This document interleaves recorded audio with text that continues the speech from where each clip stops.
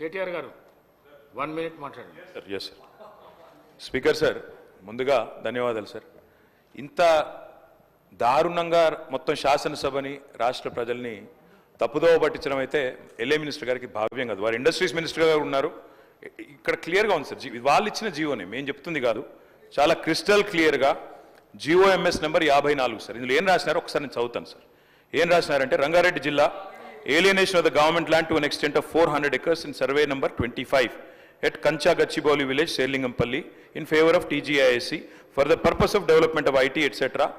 at the cost of market value of 75 crores per acre, handing over advance position. 75 కోట్ల చొప్పున 400 ఎకరాలు దారాదత్తం చేస్తున్నాము అని చెప్తే 75 కోట్లకు ఇస్తే అది అమ్మినట్టు కాదా సార్? నెంబర్ 1. రెండోది, బట్టి విక్రమార్క గారేమో మేము అసలు ఒక్క గజం భూమి అమ్మలేదన్నారు.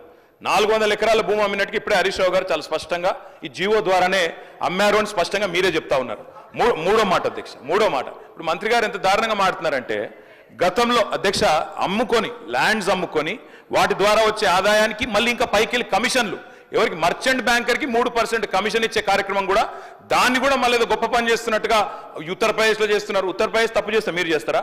ఉత్తరప్రదేశ్ వాళ్ళు తప్పుడు పనులు చేస్తే మీరు తప్పుడు పనులు చేస్తారా? నేనేమంటున్నా సార్, ఒకటే ఒక్క మాట, మీరు తర్వాత చెప్పండి మహేష్ అన్న, మీతో ఒకటే ప్రార్థన సార్, దయచేసి ఇవాళ ఇప్పుడే చెప్తా ఉన్నారు, నాకు మిత్రులు వచ్చి మా ఎమ్మెల్యేలు చెప్తా ఉన్నారు, నేను తమరిని రిక్వెస్ట్ చేస్తా ఉన్నా సార్, ఏదో శాసనసభ సమావేశాలు జరుగుతున్న సందర్భంగా నేను మిమ్మల్ని రిక్వెస్ట్ చేస్తా ఉన్నా సార్, ప్రభుత్వాన్ని కూడా కోరుతా ఉన్నా, నిజంగా ఈ ప్రభుత్వానికి చిత్తశుద్ధి ఉంటే, ఈ ప్రభుత్వానికి ఏమైనా ప్రజలకు వాస్తవాలు తెలవాలన్న విషయంలో వారికి ఏమైనా నిజంగానే ధైర్యం ఉంటే, దయచేసి ఈ రేసులో ఏదో కుంభకోణం జరిగిందన్నారు కదా, దాని మీద చర్చ పెట్టండి, మొత్తం సమాధానం చెప్పడానికి నేను సిద్ధంగా ఉన్నానని చెప్పి మీ ద్వారా తెలియజేస్తా ఉన్నా. రేవంత్ రెడ్డి గారు కానీ ఈ ప్రభుత్వం ఏం చేస్తుంది, మేమేదైనా ప్రశ్నిస్తే మమ్మల్ని దబాయించుడు, ఎంక్వైరీల పేరు మీద అక్రమ కేసులు పెట్టుడు, ఇదే కదా మీరు చేసేది. ఇవాళ మా కేటీఆర్ గారి మీద అన్యాయంగా రాష్ట్రం కోసం ఆయన పనిచేస్తే, రాష్ట్ర ఇమేజ్ను పెంచే ప్రయత్నం చేస్తే కేటీఆర్ గారి మీద కేసు పెడుతున్నారు. మీరా ముసల్కన్నీరు గార్చేది ఏ జర్నలిస్టునైతే మీ మాట ఇంటలేదని ఆమె సొంతంగా కష్టపడి పెట్టుకున్న ఛానల్ గుంజుకోనికే SC ST కేసు పెట్టి ఆడపిల్లని జైలుకు తోలిన పాపం ఊరికే పోదు. అందుకే ఇవాళ మీ ఇంట్లో జైల్లోకి పోతున్నారు అధ్యక్ష. మంది ఆడబిడ్డలను జైలుకు తోలినందుకు ఆ నొప్పి తెలవడానికే మంది పిల్లలు జైల్లోకి పోతుంటే ఆడపిల్లలను కూడా కేసులు పెట్టి జైలుకు తోలినందుకు ఇవాళ ఆ రౌండ్ మీకు వచ్చింది అధ్యక్ష.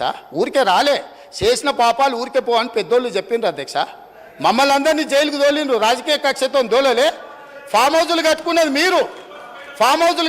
మీరు, నియమాలు ఉల్లంఘించింది మీరు, వాటిని బయట పెట్టినందుకు జైల్లో పెట్టి డిటెన్షన్ సెల్లో పెట్టిరు అధ్యక్ష. నన్ను 16 రోజులు ఒక్క మనిషి లేకుండా ISI తీవ్రవాదులను ఎక్కడ పెడతారో అట్లాంటి డిటెన్షన్ సెల్లో నన్ను 16 రోజులు పెట్టింది అధ్యక్ష చెర్లపల్లిలా.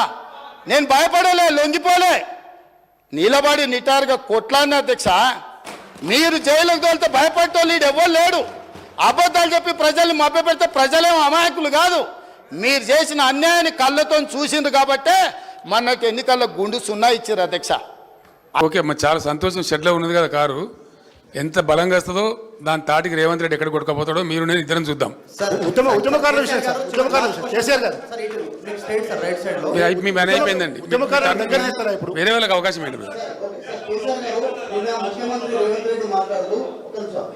నిన్న ముఖ్యమంత్రి రేవంత్ రెడ్డి గారు మాట్లాడుతూ మాకు అసలు ఇక్కడ ఎవరికి ప్రధాన ప్రత్యర్థి అడిగినటువంటి మీడియా ప్రతినిధుల క్వశ్చన్స్ కి మాకు కేసీఆర్ ఇక్కడ లోకల్ ప్లేయర్ అయినా ఆయనకు లోకల్ రాజకీయాలు అనేది తెలుసు, ఆయన మాతో గేమ్ ఎక్కాడో ఆయనకు తెలుసు, ఆయనే మా ప్రధాన ప్రత్యర్థి అనేటువంటి నిన్న ఒక మాట్లాడారు.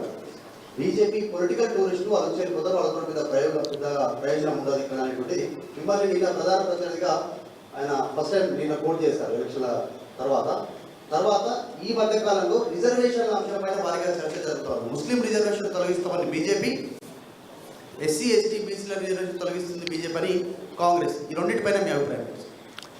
ముఖ్యమంత్రి జ్ఞానోదయం అయితే సంతోషము. మొదటి ప్రశ్నకు సమాధానం, బహుశా ఆయనకి ఇప్పుడిప్పుడే జ్ఞానోదయం అవుతున్నట్టు మంచి మాట, ఇంకింత జ్ఞానం తీసుకోవడం మరీ మంచిది. ఈ రెండవ ప్రశ్న ఏంటంటే, నేను ఇంతకుముందే చెప్పిన బీజేపీ మత చిత్తు రగిల్చడం ద్వారా, మత విద్వేషాలు రెచ్చగొట్టడం ద్వారా రాజకీయ ఓటు సంపాదించుకుంటుంది. దేవుని పేరు చెప్పుకుంటూ దేవుని పేరు మీద ఓట్లు దొబ్బే పార్టీ బీజేపీ.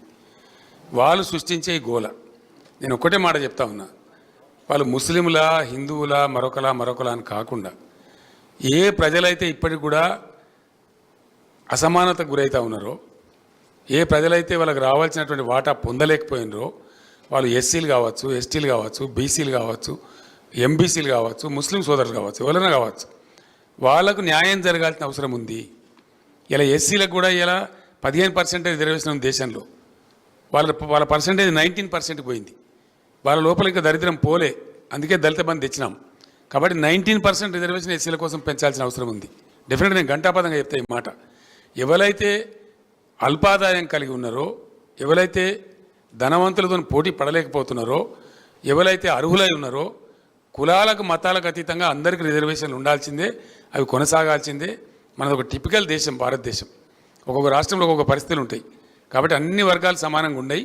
కాబట్టి డెఫినెట్గా రిజర్వేషన్లు తీసేస్తాము, అవి ఎవరైనా సరే వాళ్ళకు నేను వ్యతిరేకిని, మా పార్టీ వ్యతిరేకం.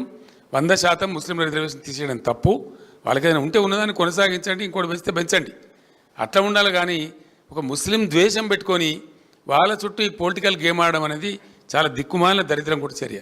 ధరణి విషయంలో ధరణి మంచి స్కీమ్, అది కేసీఆర్ కుటుంబానికి ఒక వరంగా మారింది వాస్తవం. దాన్ని సరిద్దాం. ధరణి వల్ల ఎవరైతే బాధితున్నారో వాళ్ళందరికీ న్యాయం చేస్తాం.